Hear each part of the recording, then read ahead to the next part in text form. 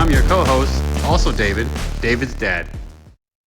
All right. Welcome, everybody, to another episode of The Bull and the Cub. Special guest, Tom Brodie, National Account Executive at CSSI Cost Segregation Services. I'm so excited for this one because we haven't had an episode yet on how to save money on your taxes yet. There's a lot of ways to do that, but this is an important one, and it's going to be an exciting episode for our listeners because many people are frustrated with how much they have to pay in taxes, and they want to pay their fair amount, but they say, I'm paying too much. How do I find ways to save on what I'm paying? And if you're fortunate enough to have an investment property, or you're looking to invest in property, this episode you want to listen to and understand what Tom has to share about not just deductions for depreciation, but special ways to do cost segregation services. So excited to have you. Thank you so much for joining us. Well, I appreciate the opportunity. This is going to be great. Fire away, David. Let's start with the basics. What is depreciation and how do depreciation deductions usually work? Depreciation is it's the government's way to help you offset the cost of owning a building, right? Because you're going to have to invest money in your building to maintain it. So depreciation is a way to take your building's value and be able to write off a little bit of that every year, right? And a lot of times people just, they let the CPA do that, and that's fine. But at least you should have the input into how you want that depreciation recorded. Yeah, that's it. So how does the math work? I mean, we'll get into, David will get some more detailed questions, but how does that math work? If if some people on our listeners, may own a townhome, and just for simple math, maybe they own a high-end townhome for $1 million. I mean, doesn't it appreciate as time passes? How does the depreciation deduction work? Well, yeah, the value does go up. You're right. That value will go up with the market, but the depreciation says, okay, if it's $1 million condo, the economic life of that condo in accounting terms is 39 years. So you're going to take $1 million divided by 39, and that's the amount of your depreciation expense every year. Okay. So that's how that works. When you're talking about cost segregation, it's all about accelerating that depreciation, or I like to say correctly recording the depreciation, because most of your building assets are not going to last 39 years.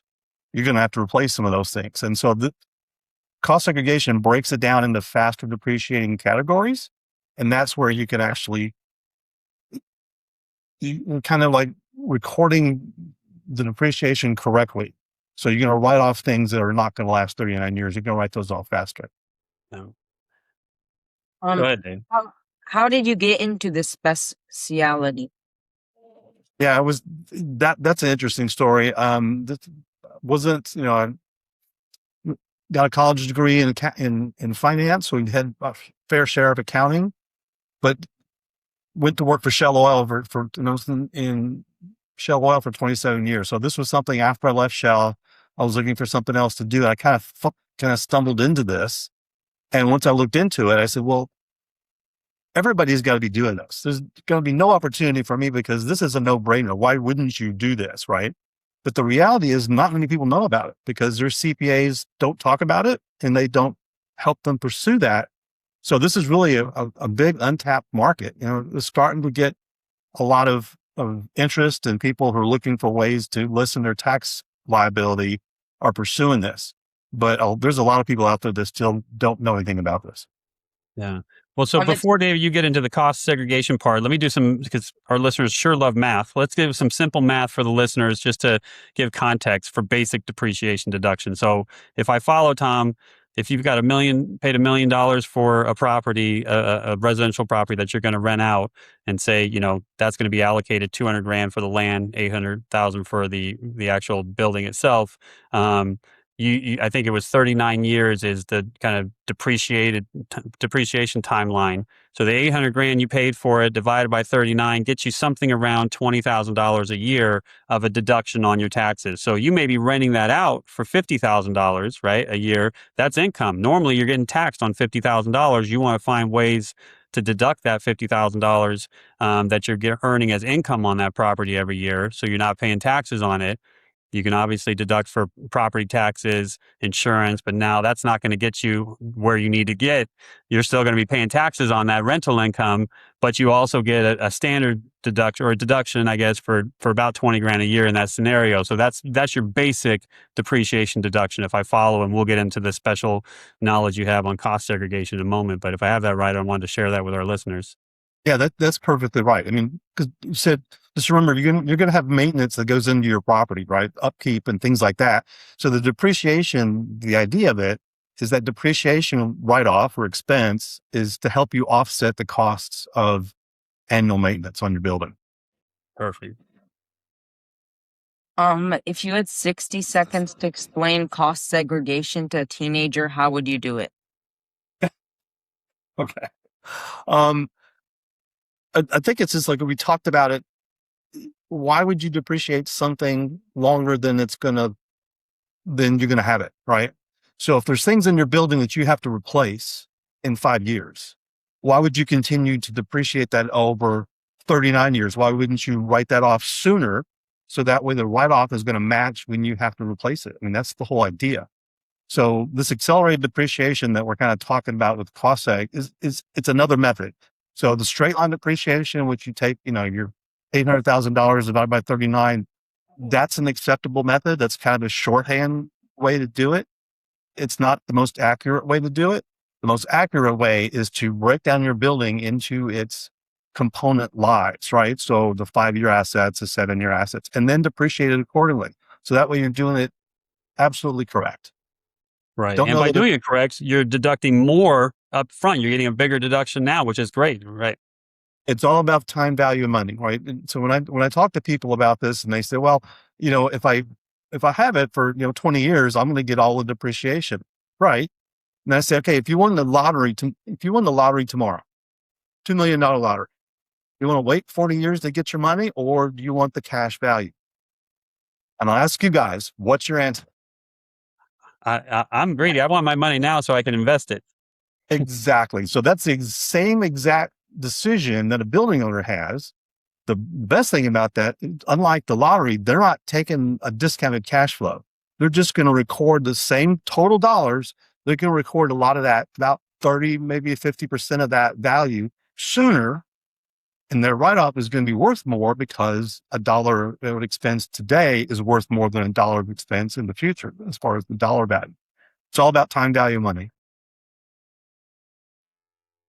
Can you walk us through some real world examples of how a building owner would save significant taxes through cost segregation? Absolutely. If I can share my screen here, we'll see. I've actually got an example. So let me just kind of walk through this. Yeah, for those listening on the traditional podcast venue, you gotta get on the YouTube version of this to see what the slides. But so that's just a plug for our YouTube channel. Go right ahead, though, Tom. Yeah, I'm going to walk through this. So cost segregation really is it's looking at commercial buildings a little differently, and it's going to depreciate them faster. So we talked a little bit about the two different types of buildings. So it's as far as their economic life. So you've got like retail stores, office buildings, hotels. Airbnbs is in that hotel kind of category. So that's a 39-year economic lived asset. The other one is like rent houses and apartment complexes. That's residential rental. That's a 27.5 years. So it's a different life. But what straight line depreciation does, and this is what most CPAs do, is they say, okay, well, I've got this bucket of assets, and in that bucket is going to be the cost of the building. Not the land. You have to subtract out the land, just the cost of the building. So they're going to divide that total cost of the building by either 39 years or 27.5 years, depending on what type of building it is. And that's your depreciation expense. That's the basic math we did earlier, right? The shortcut. Exactly. Right. Exactly. What cost segregation does, I'm going to continue using the bucket analogy here. We're going to break it off into different buckets. So you've got your building structure, which is 39 or 27.5 years. And then things that are called tangible personal properties, that's 5 or 7 year assets, depending. And then you've got one that's called leasehold. It used to be called leasehold improvements. Now it's called qualified improvement property. This is more like for office buildings and things like that. And then you have land improvements, which are things outside of the building. Now, to give you a little bit more detail, here's are some of the breakdowns. Like for the building structure, and you've got your foundation, your external walls, HVAC, plumbing, electrical, all those kind of things that make a building that allow a building to stand. That's in the structure, right? Then you got the tangible personal property, which is carpeting, floor covering, cabinets, countertops, specialty electrical and plumbing, which is over and above a regular electrical. And then the leasehold improvements are your interior sheetrock renovations, interior plumbing, and electrical connections and paint. The land improvements, which is the big one, the parking lot, everything outside, irrigation systems, security systems, landscaping, lights, flagpoles, all those things. Once you've got it broken up into those categories, then the real fun comes in and you can start applying tax law. One of the biggest things is bonus depreciation, which is everything in the green box. That's tangible personal property, leasehold improvements, and land improvements. So the 5 and 7 year, the 15-year assets are all non-structural. And so bonus depreciation applies. Currently, the bonus depreciation rate is 100%, which was brought back by the One Big Beautiful Bill, which means everything in this green box, the 5 and 7 year, the 15-year QIP, and the 15-year land improvements, now can be written off 100% of its value. That's incredible. I was already excited to have 3 buckets that were faster than the 39 years, but now you're giving a bonus depreciation on top of it, which is great. Exactly. Now, originally when bonus depreciation came around, it was like in the Tax Cut and Jobs Act of 2017, and it was 100% from the end of 2017 to the end of 2022. After end of 2022, the rate dropped 20% a year. So going into this year, it would have been 40%. The One Big Beautiful Bill came in the first part of 25. Sorry, the One Big Beautiful Bill came in around Independence Day of 2025 and brought back 100% bonus, and that's now the law without a phase out. So that's going to continue until the tax law gets changed. So any new building that's built or purchased, if they do a cost segregation study and break it down into its component buckets, they can write off 100% of those 3 buckets combined value right now. So Go ahead, Dave. Why doesn't every CPA automatically recommend this to clients? That's a great question, and I wish I knew the answer. A lot of them they don't understand it. I mean, cost segregation has been around since the late 90s, so it's not something that's brand new, but a lot of people who are in the CPA field have been there for a long time, and so they just have never been exposed to it.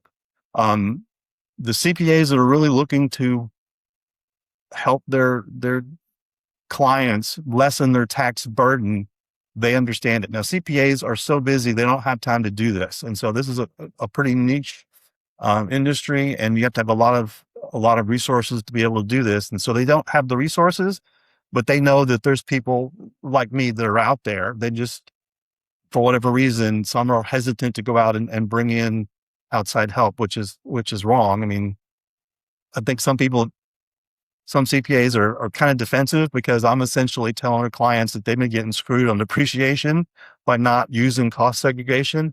But at the same time, the CPA, it's like asking your general practitioner to perform brain surgery. It's not something they can do. Right. This is very specialized than somebody who has commercial buildings and or large residential, investment properties needs to be coming to somebody who specializes in this stuff. Yeah, that makes sense. Absolutely. So let me take it one step further and let's look at an example. So this is a building that's actually close to me. I'm in the Woodlands, Texas area. This was a building in my kind of neighborhood. It was recently built and finished in December 2023. 3-story building. It was a medical office building, 53,000 square feet, $12.8 million. And because they finished it in December doing straight line, they would have had like a $13,000 write-off for that month. We did a cost seg study on it, applied bonus. So you can see there's a big piece of the building value, 8.6 million, is still in the building structure because it's a very massive building. But there's 1.1 million in tangible personal property and 3.1 million in land improvements. And unfortunately, this was in 2023, so it's at that 80% bonus. But still, that's $3.4 million in total write-off in this year. And for 2023, even though there was 1 month, accelerated depreciation says you take it all when you've identified it. And that's compared to the $13,000 that they would have taken if they stayed with straight line. So this is a huge deduction to income, which means lower income, you're paying lower income taxes on that. Oh, that's massive. I mean, and then even let's say it's, January 2023, it's done, and they've got I mean, you're getting that, you're having that full year of rental income. That's a massive, tax hit for you. If you can't bring that down, it's got to be completely gone with this this 3.4 million depreciation. A lot of people don't have to pay income taxes for a couple of years. If the building's big enough and they do a cost seg, if they don't zero out their income tax liability, they get pretty close. And so this is a great thing. That's what I said early on. I don't know why everybody doesn't do this. It's just that it's not that well known, unfortunately. Well, then the difference is staggering. I mean, the difference in numbers from a traditional scheduled depreciation is just staggering. So yeah, great stuff. Yeah, the one other thing to keep in mind too is that if someone bought a building and they've owned it for several years, this was something that was just built, right? So we got it right as it was finished. But if somebody's owned a building for several years, the great thing is you can do a cost seg study now. And if it's in that bonus depreciation range, as far as when it was built, we can still apply a bonus. It's just going to be the total bonus depreciation that you should have taken, and we'll subtract what you did record on straight line, and that difference gets recorded in the current tax year. The great thing about that is that you're not having to go back and amend prior years. You just take all that differential and depreciation currently in this year. And so going forward, you're whole. You haven't missed out on anything because you didn't know about cost seg for a couple of years. So that's a great thing that the IRS has made it a lot easier. And you don't have to amend. There's a form called the change of accounting method form that we can help you prepare. And that just says that I'm changing the way I handle accounting. I was doing straight line. Now I'm going to do accelerated. And oh, by the way, this is the differential that I should have recorded if I did accelerated from the very beginning, but I'm going to do it now. And we're going to record the difference. And it's also called a catch-up entry. So you're kind of catching up with the depreciation you should have recorded. Yeah, you don't want to miss an opportunity. It's not, yeah, exactly. Just because maybe a couple of years went by and you didn't realize this was at your disposal. That's great. Go ahead, Dave. Sorry. How do current tax laws affect the attractiveness of cost segregation today? Well, the great thing I mentioned before is that the One Big Beautiful Bill brought back 100% bonus depreciation. And before that, there was a lot of kind of hand-wringing over it because 100% bonus sounds really exciting, right? 40% bonus is not as exciting, but it's still better than nothing. But there was a big drop in our business when the rate was down to 40%, because everybody would say, okay, there was Trump came back into as the president, and this is what, he brought 100% bonus to the foreground back in 2017, his first term. So everybody was waiting for him to get this passed. And so nobody wanted to do a cost seg study because they didn't want to be tied to 40%. They wanted the 100%. And they thought that it was going to be brought back and made retroactive. He didn't do that. He wasn't able to do that, but he did make it the law going forward. So anything that was bought or built after January 19th of 2025 now applies to 100% bonus. So that's kind of reinvigorated the whole real estate market again. The biggest help would be to lower, the loan rates, but this is almost the next best thing because they get a big deduction right after they buy a building.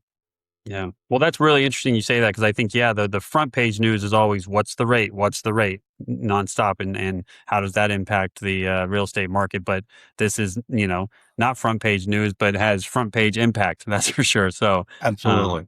What now? Anything else to do? So I'll have maybe another mop-up question. David's going to get into the rapid fire round in a minute and ask you some fun rapid fire questions. But other thoughts you want to share on this before we get to the rapid fire round? Yeah, one thing that I always started, and this kind of fell into this recently, about a year ago, where people are not looking at the depreciation schedule just because they haven't. So this is an example of the depreciation schedule. If you can see my cursor, you've got the one line here. This is for the building value for 522,384. And then you've got the furniture. This was for a short-term rental. It was like a vacation home, right? And so they have a land piece down here at $500,000. Well, that may seem high, but this was in Colorado. So you may say, well, it's Colorado. That's going to be expensive. The issue is this was a condo. So it wasn't something that had a lot of land. I mean, it was kind of like I guess it was more of a townhome, since it wasn't a high rise, but it was a freestanding building, but on a very small lot.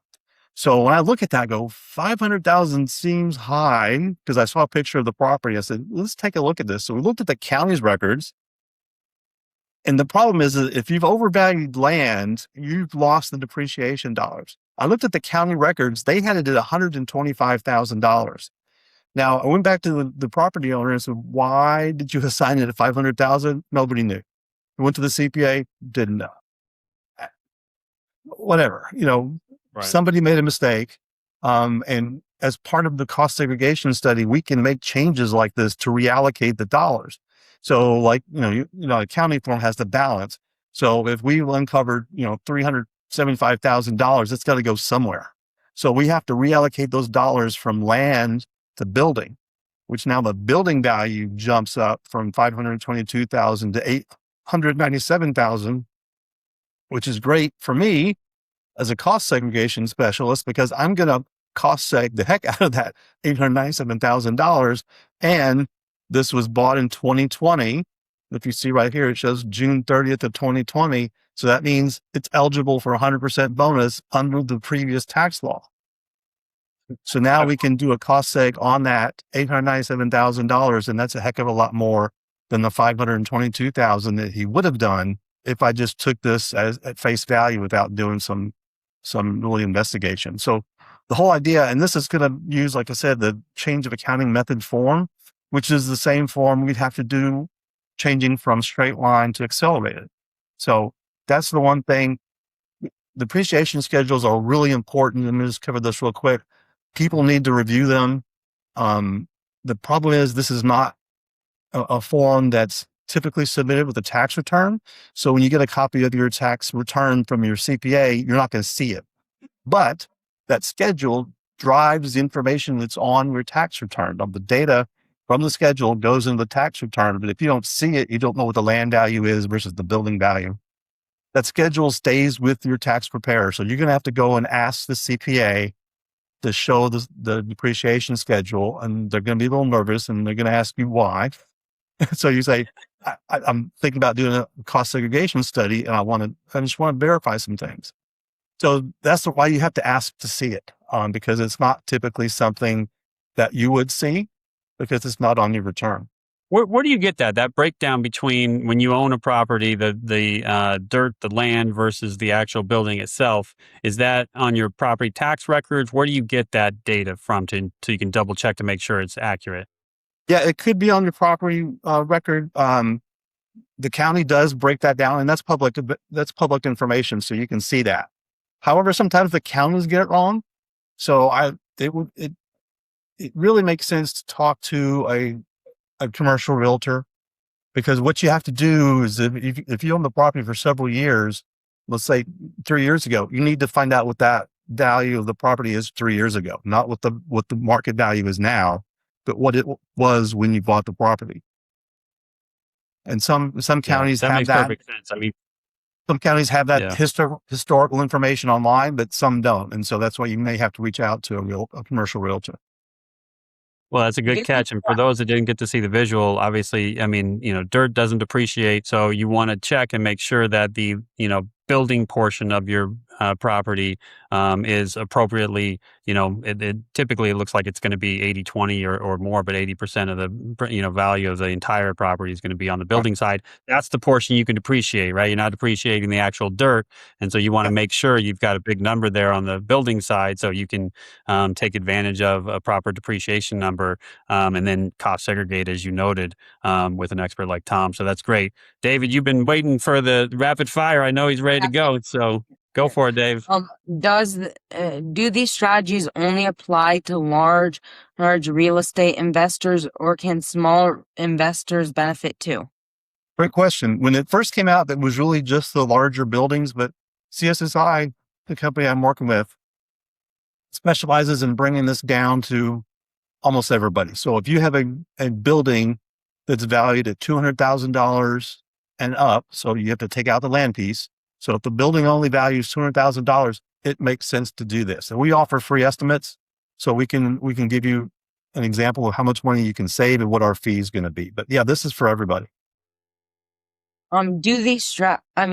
Is there a point where a property is too old to benefit? Great question again. Yes, if you've got a property, you've owned it like for 20 years or more, it's probably nothing that we can do to help you, and because you've written off so much of it that those dollars you've written off is what we would have been accelerating. Now, if you've owned a property and then you did major renovations like 2 years ago, let's look at that renovation value, because that still has a lot of, meat on the bone, if you will. This has a lot of value that we could accelerate faster. And I see that all the time too. They've done $100,000 in renovations and put it in at a 39-year asset. No, let's break that down. And that's what we look at when we're looking at depreciation schedule, to see if there's other improvements that haven't been segregated. We'll take a look at doing that now as well. I'm ready for the rapid fire questions if either of you are. Was it rapid fire? Oh no. Okay. Best real estate book. Best real estate book. Boy, you got me on that one. One of the things that have to understand is what your risk tolerance is. And so there's a lot of books that kind of go into that. And that's that one I would look at, because you don't want to get in over your head on investing, for sure. Biggest tax myth. Biggest tax myth is cost segregation, that it's only for the multi-million-dollar building. Like I said, if you've got like a dentist's office or something like that they built $200,000 and up, you can do this, and you don't have to do it right at the time you owned it. You can go back and look maybe up to 10 years after you've owned the building and trying to do a cost seg. Better buy residential building or industrial property? If you're looking for cost segregation, it's going to be a commercial property, because there's more you can do, like on a rent house, you can do a cost seg on it, but you're going to have more valuable things that you can accelerate on a commercial building. Office buildings, medical office buildings are even better, because they've got dedicated electrical, unique plumbing things and stuff like that. So if you're going to buy a building, medical office building, or, kind of a urgent care facility, something like that, that would be great. Stocks, real estate, or both? I'm sorry, say first part again. Stocks, real estate, or both? I would say both. Stocks go down in value. Real estate, I don't think ever does. So that'd be one thing to look at. One piece of advice for a 25-year-old buying their first investment property. Get a hold of your depreciation schedule and get the land and building recorded correctly. Because I run into this where people have owned properties for years.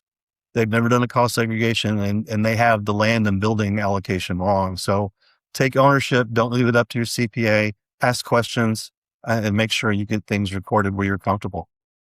Those are all my questions. If you have any. Yeah, that was great, Dave. Tom, that was fantastic. Let me, just to close us out. So folks that are listening to this, they've been investing in, whether it's residential or commercial, real estate. They want to reach out to you, ask more questions, maybe use your services. How do folks get in touch with you if they need your assistance in saving with cost segregation? Absolutely. They can give me a call. That's my cell phone number is 713-906-3710. Or go to my website. The website is thefoundmoneyguy.com. It's one of those things where this is found money. When you're talking about cost segregation, people don't know they have access to it. And when you talk about tax incentives, people's eyes kind of glaze over. When you say found money, they listen, right? Because there's no better feeling than putting your hand in a pair of jeans and you pull out with folding money. It makes you feel like you're on top of the world. And it's only $1. But this is something you didn't know you had before. Love it. Absolutely love it. What's some valuable insight for our listeners today? We will put that, right, Dave, in the comment section and the description, your contact, so folks can reach out to you directly for more information. But thank you so much for joining us. That was wonderful, really enlightening for our listeners. Appreciate your time. Anything else, Dave? That's all. Thank you so much. Well, I appreciate the opportunity, and this is something that every real estate investor's got to get done. They're leaving money on the table, and a lot of times I've freed up enough cash for someone to buy their next property. That's perfect. Tom Brodie, the found money guy. I love it. Thanks so much. All right, thank you.